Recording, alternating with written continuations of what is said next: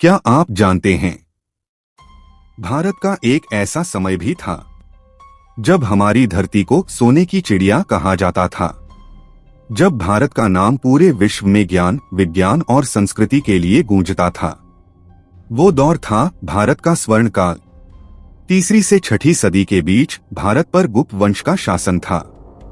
समुद्रगुप्त और चंद्रगुप्त द्वितीय, विक्रमादित्य जैसे महान सम्राटों ने भारत को एकजुट किया और समृद्धि के शिखर पर पहुंचाया। इस काल को स्वर्ण युग कहा गया क्योंकि देश में था राजनीतिक स्थिरता, कला, विज्ञान, गणित, साहित्य का अद्भुत विकास और व्यापार से लेकर शिक्षा तक भारत विश्व में अग्रणी बन चुका था।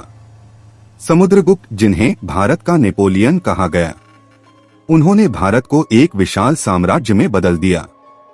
विक्रमादित्य, जिनके दरबार में थे 9 रत्न, जिनमें सबसे चमकता नाम था महाकवि कालिदास, इस युग में नालंदा और तक्षशिला विश्वविद्यालय ज्ञान के केंद्र बने।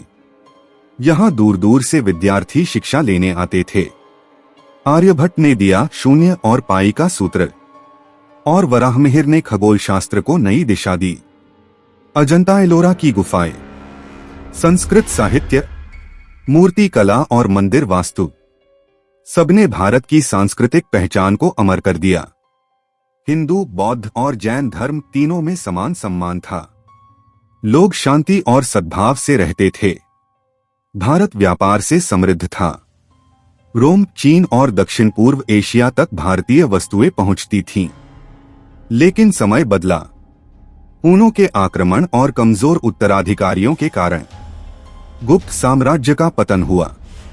फिर भी इस काल ने भारत को वो पहचान दी जिसे आज भी गोल्डन एज ऑफ इंडिया कहा जाता है। तो दोस्तों, भारत का स्वर्ण काल सिर्फ इतिहास नहीं, वो एक प्रेरणा है कि जब ज्ञान, कला और धर्म साथ चलते हैं, तभी कोई राष्ट्र सच में विश्व गुरु बनता है।